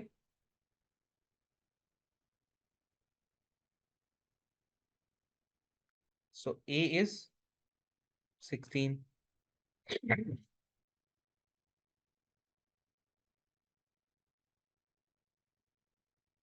Okay, let me just check again. The average score of first three is 15 and last three 16. If the score of last friend is 19, ठीक है. Then first friend score is what percent of average of last three. ठीक है ना. So first friend का score जो है which is 16, right? 16 आ रहा है. Is what percent? So say X percent of average of last three. Average of last three क्या है 16, right? So basically X is 100%. So is everyone getting the same? Yes, sir. Yeah. So 100% मतलब वो भी 16 लाया वो भी 16 आया तो उसका कितना परसेंट है 100% है. हो रहा है क्या? So option D is the answer, none of these, zoom meeting पे है, पता नहीं चल रहा क्या हो रहा है. right?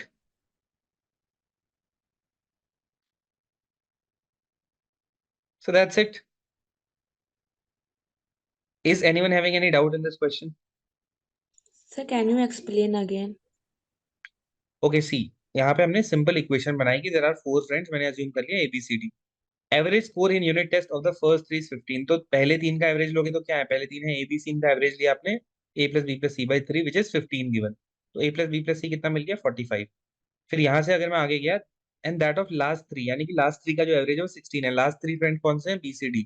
BCD का एवरेज क्या हो जाएगा B plus C plus D by 3 which will be 16. तो मैंने डायरेक्टली यहाँ पे लिख दिया B plus C plus D equal to 48. हमें लास्ट फ्रेंड का स्कोर दिया है 19 ऑलरेडी. तो मैंने D को जब 19 पुट किया इस इक्वेशन में तो मुझे B प्लस C कितना मिला 29 मिला. अगर मुझे B प्लस C मिल गया तो मैं उसे फर्स्ट इक्वेशन में पुट कर लूंगा और A की वैल्यू निकाल लूंगा. A की वैल्यू आएगी मेरी 16. तो A मिल गया मुझे 16. हमसे पूछा गया था क्वेश्चन में देन फर्स्ट फ्रेंड स्कोर यानी कि A का जो स्कोर है 16, ठीक है, वो is what percent of average of last three. Average of last three क्या है मेरा 16 ऑलरेडी हमें दिया होता है ना क्वेश्चन में that average of last three 16. तो वो ऐसा कह रहा है कि 16 जो है वो 16 का कितना परसेंट है.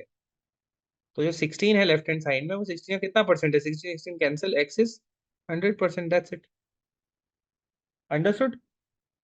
परसेंटेज है, बेसिक परसेंटेज का क्वेश्चन. ठीक है, Yes, sir. फाइन. अब आगे चलते हैं. Let us solve these two questions. These are, ये एज बेस्ड क्वेश्चंस है. ठीक है, तो ये रोहतक में काफी आती है वैसे Sir, तो. I did not understand why we couldn't use. Sir, I did not understand why we. I'm unable to hear you. Please check your internet connection. Now am I audible? Yes, yes. I was saying that I couldn't understand why did we not put 19 in the last one? Like, why did we not put 19 as the denominator? Because first friend score, which is 16 that we just calculated, is, that means is equal to what percent? What means say x%. So a percent you write like this only, of the average of last three. What is the average of last three? It was already given in the question. It is 16. So 16 is what percent of 16? Why will you put 19? That is Okay, just a okay, clue yeah, that is I helping just us to get other numbers, right? Yeah. Okay. Yeah. Let us come to this question. John's present age is 1/4 of his father's age 2 years ago. John's father's age will be twice Raman's age after 10 years. If Raman's 12th birthday was celebrated 2 years ago, then what is John's present age? अब देखो यहाँ पे ना in age based problem there is only one issue. इसमें हमेशा ना ऐसा होता है कि देयर इज समबडी 4 साल पहले एज ऐसी थी 5 years लेटर ऐसा हो जाएगा, है ना? तो यहाँ पे ना आपको बहुत केयरफुल रहना है कि आप जो लिख रहे हो इक्वेशन उस पर सब कुछ डिपेंड करेगा आपका आंसर। अगर आपने आफ्टर कुछ ईयर्स लिख रहे हो और प्लस का साइन लेके चल रहे हो तो गलत भी होते हैं question. I hope you understand what I am trying to say. if you misread the statements over here or you read correctly but then make the equations incorrectly, everything is going to fall apart, okay? So जैसे यहाँ पे है John's present age is 1/4 of his father's age 2 years ago. So मान लीजिए उसके fathers की present as अगर f है तो 2 years ago कितनी होगी f-2, राइट? एंड जॉन की present as is 1/4. So John's present age, suppose it is j, is 1/4 of his father's age 2 years ago. So father's age 2 years ago will be this, isn't it? Then it is saying John's father's age will be twice Raman's age after 10 years. अब यहाँ पे after 10 years की बात हो रही है तो दोनों की एज 10 years बाद हम कैलकुलेट करेंगे, जॉन्स फादर की भी एंड रमन की भी, okay? So John's father's age will be twice Raman's age after 10 years. So John के फादर की एज 10 years later, मतलब आफ्टर 10 years क्या होगी? f+10 of course. So John's father age after 10 years will be twice Raman's age after 10 years. So 2 times Raman's age after 10 years will be r+10. So this is my equation number 1. This is my equation number 2.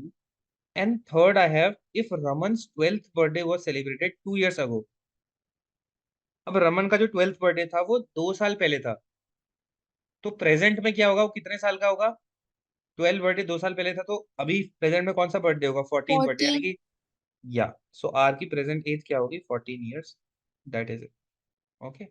And we have been asked John present age, John की present age है J, इसको निकालो, are की value 14 यहाँ रखो, आपको answer क्या मिलेगा? f+10 will be equal to 2 times 14 + 10. 14 + 10 is 24, 24 into 2 is 48, so f will be 38, isn't it? Once you get f as 38, put it here. 38 minus 2 is, in equation 1, 38 minus 2 is 36. 1/4 of 36 is 9. So John's present age is 9. Where is option 9C? That's the answer. Got it? Sir, but it was 2 years ago. So 2 years. What is John's present age? No. See, जब हमने ये equation create करी ना, तो John की present age is 1/4 of his father's age 2 years ago. तो John की present age को कंपेयर करोगे किससे आप? 1/4 of his father's age 2 years ago. So father की एज 2 years ago कितनी होगी? f-2. उसका 1/4 जॉन की प्रेजेंट एज है. That is why Got this is present age, okay? Got it? Yes, sir. Let us solve the next one. This is also based upon ages. Tanya's grandfather was 8 times older to her 16 years ago. अब इस statement में ना तानिया के grandfather की और तानिया की जो as है वो 16 years ago की बात चल रही है, तो हम 16 years ago चलाएंगे इसमें। तो ग्रैंडफादर को जी मान लेता हूँ, तानिया को टी मान लेता हूँ, ठीक है? तो तानिया's ग्रैंडफादर एज 16 years ago निकालूंगा तो कितनी आएगी? g-16 was 8 times older to her. Tania की एज 16 years पहले ये होगी, तो ये क्वेश्चन बनेगी मेरी, isn't it? Tanya's age 16 years ago is this. Grandfather's age 16 years ago is this. Grandfather की एज 16 साल पहले तानिया की एज जो थी उसका 8 गुना थी. That is what I have done. Then he would be, the grandfather would be 3 times of her age 8 years from now. Now we are talking about 8 years from now. So 8 years from now grandfather की as कितनी हो जाएगी? g+8. g क्या है मेरी? Present age है, ये मैंने प्रेजेंट अज्यूम किया, ठीक है? और t क्या है? प्रेजेंट एज ऑफ तानिया, ठीक है? So 8 years from now, the grandfather would be 3 times Tanya's age. So Tanya की एज भी अब मैं क्या लूंगा? 8 years from now, that is t+8. Got it? Now I have two equations, two variables g and t. I can solve them. मेरे पास है g minus 16 equal to 8t minus 16 8 848 108. Okay. Okay. Just second. 48 128. Okay. तो इसको अगर आप solve करोगे मुझे मिलेगा 8t minus g equal to 112. Fine. And the other equation, if you solve, you'll be getting 3t minus g. 3t minus g equal to, that would be how much? 24 minus 24 plus 8 यानी कि minus 60. हमसे पूछा गया है what was the ratio of ages of Tanya and grandfather 8 years ago. Tanya and grandfather. So Tanya ऊपर and grandfather will be in the denominator 8 years ago. That means we'll calculate this. Once we have the values of t and g, we'll be able to do everything. We have these two equations. We can easily calculate their value and solve for t and g. So मेरे पास ये equation 3 है, ये equation 4 है. आप subtract कीजिए 3 में से 4 को, आपको कितना मिलेगा? 5t will be equal to, आप माइनस करोगे 3 में से 4 को. If you subtract equation 4 from 3, in the left hand side, g cancel हो जाएगा. 8t minus 3t will be 5 and this will be 128. So t is 128 by 5. Okay, put 128 by 5 over here and then calculate the value of g. t को यहाँ रखिए 128 by 5 और g की value calculate कीजिए, उसको यहाँ रखिए and find out this ratio. Will you be able to do that? That involves little bit of calculation. That is why I'm not doing it. Okay, clear? Yes, sir. Great. So this is it. Finally, let us keep these two questions as the last ones for the day, okay? Because today we have gone through a mixture of questions, but we have very good two questions over here. In fact, this is a very good question, okay? In fact, maybe if you ask your friends who are preparing for IPMAT simultaneously with you, many of them might not be able to answer this question, okay? This is a very special question. ये in fact cat में भी पहले आया हुआ है, ठीक है? तो ये क्वेश्चन बहुत अच्छा है, इसको करके आपको बहुत अच्छा लगेगा. So stay till the end, okay? Let us quickly solve the first one and come to this. Okay. The average marks of a student in 10 papers are 80. If the highest and the lowest scores are not considered, the average is 81. If his highest score is 92, find the lowest. अब यहाँ पे देखो एक चीज है कि आपको क्या बोला गया है कि 10 पेपर है, उनमें एवरेज मार्क्स 80 है.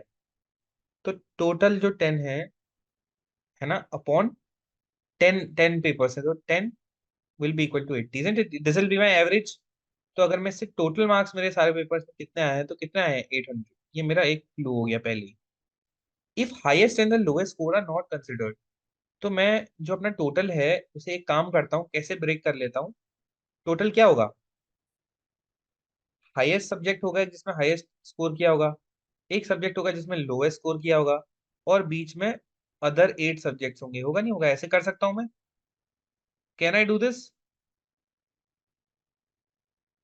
आई can break it like this, isn't it? Yes, sir. कि मेरा जो टोटल था 10 पेपर थे, तो टोटल का एवरेज था 80 था, तो टोटल चलो मेरे पास 800 मार्क्स मिले. लेकिन अब क्वेश्चन ने बोल दिया कि हाईएस्ट और लोएस्ट को कंसिडर ही नहीं करेंगे, तो एवरेज कितना मिल रहा है? 81. अब देखो, हाईएस्ट स्कोर मुझे 92 दे रखा है पहले ही, ठीक है?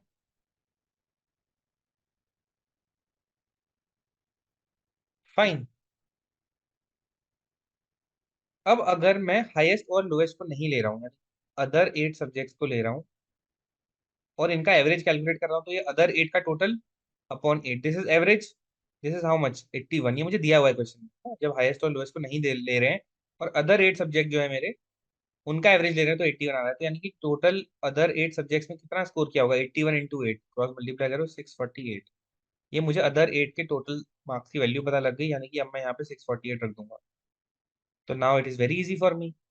मुझे हाईएस्ट स्कोर भी बता रखा है 92 है, तो एच की वैल्यू क्या आएगी? 92 प्लस अदर 8 सब्जेक्ट्स में मेरा टोटल कितना है? 648 प्लस लोएस्ट, और ये 10 यहाँ मल्टीप्लाई हो जाएगा 80 के साथ, आएगा 800. मुझे निकालना है lowest. Lowest will be 800 minus, इन दोनों को ऐड कीजिए, कितना आएगा? 650 प्लस 90 इज 740, तो L will be 60. Option B. Yes correct, Sarthak and Ayush. Is this problem understood to everyone? काफी लोगों को ऐसा लग रहा होगा कि अदर एट तो हमें पता ही नहीं है, हम कैसे करेंगे। बट देन इसीलिए मैं आपसे कह रहा हूँ कि कई कई बार ना बहुत नो ब्रेनर से क्वेश्चन आते हैं, इनको आप सॉल्व करते जाओगे, कोई क्वेश्चन बनेगी, आपको सब कुछ क्लियर हो जाएगा। Is it clear to everyone? Yes, sir, got it. Fine. So these are all PYQs, okay? Let us come to this now. This is a very different question. I don't know how many of you know it already, but I think those who attended iQuant IPMAT classes, I have discussed this question already over there in the practice sessions. So इस question का फायदा ये है ना कि इस question को ना अलग अलग करके भी आपसे पूछ सकते हैं। जैसे ये क्वेश्चन क्या है, पहले एक बार पढ़ लेते हैं। A set of consecutive positive integers beginning with 1 is written on the blackboard. तो consecutive integers आपको पता है और 1 से स्टार्ट हो रहा है, तो ऐसे कुछ लिखा होगा 1 2 3 4 5 6 7, ऐसे करते करते बहुत सारे इंटीजर्स लिखे होंगे। A student came along and deleted या इरेज्ड वन नंबर। तो मैं मान लो वो स्टूडेंट आया, उसने कुछ भी एक नंबर डिलीट कर दिया यहाँ से, सिर्फ वन नंबर। तो बाकी जो नंबर्स बचे हैं हमारे, उनका एवरेज क्या निकल रहा है? 35 unit 7/17। What was the number erase? अब कौन सा नंबर इरेज किया, हमें ये निकालना है। अब देखो, इस क्वेश्चन को करने के दो तरीके हैं। मान लो मेरे पास n नंबर्स थे, तो अब मेरा जब एक नंबर चला ही गया है ना, आपको पता है ना फर्स्ट n नेचुरल नंबर्स का सम क्या होता है? फॉर्मूला बताओ। फर्स्ट n नेचुरल नंबर्स का सम क्या होता है? n into n plus ये यस करेक्ट। आपको बताया कि 1 to n जो सम होता है फर्स्ट n नेचुरल नंबर्स का, होता है n इंटू n प्लस 1/2। तो ये मेरा सम हो गया टोटल नंबर्स का n तक। क्योंकि अब इसमें से एक नंबर डिलीट हो गया है, एंड मान लो वो नंबर क्या है मुझे नहीं पता, x है मान लो, ठीक है।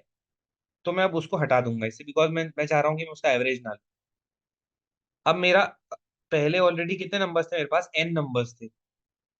अब मेरे पास नंबर्स कितने हो गए? n-1 है ना। अब एक कम नंबर कम हो गया, ये x जो था ये हट गया है, वहां से डिलीट हो गया। ये जाके मेरा कुछ एवरेज निकल रहा है कितना? 35 7/17। इस इक्वेशन को अगर आप देखोगे, इसमें बच जाओगे आप, बहुत ज्यादा कॉम्प्लेक्सिटी बढ़ जाएगी इसकी, फंस जाओगे इसमें, क्योंकि एक ही इक्वेशन मिल रही है जिसमें n भी है x भी है। एक ही इक्वेशन से आप दो वेरिएबल को नहीं निकाल सकते कभी, and that is why you will be stuck, you will keep solving, कुछ कुछ कुछ कुछ करोगे and then you will give up after wasting 3-4 minutes में भी। ओके, सो ये आपको नहीं करना है।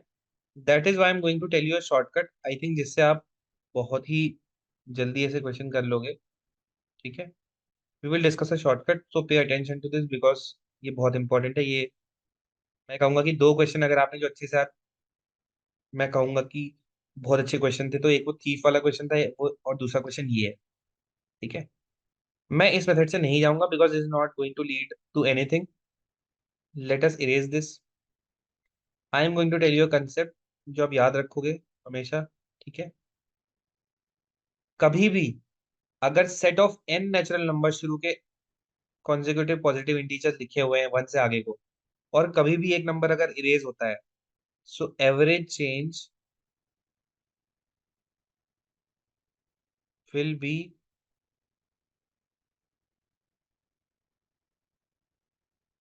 either maximum 0.5 और लेस। ये हमेशा याद रखना, ये लाइन अगर आप याद रखते हो, इसका क्या मतलब है मैं समझाऊंगा अभी।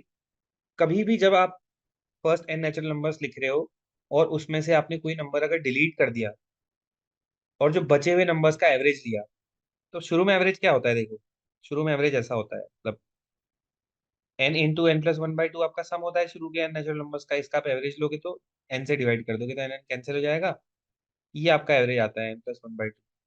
लेकिन जब एक नंबर डिलीट हो गया तो क्या होता है एवरेज? सम तो ये रहेगा, एक नंबर डिलीट हो गया, कौन? n-1। अब एक नंबर भी कम हो गया, तब कुछ और एवरेज आता है, मान लो a आया। तो इन दो एवरेज का जो डिफरेंस होता है ना, ये मैक्सिमम या तो 0.5 होगा या 0.5 से कम होगा, ये हमेशा याद रखना, ठीक है।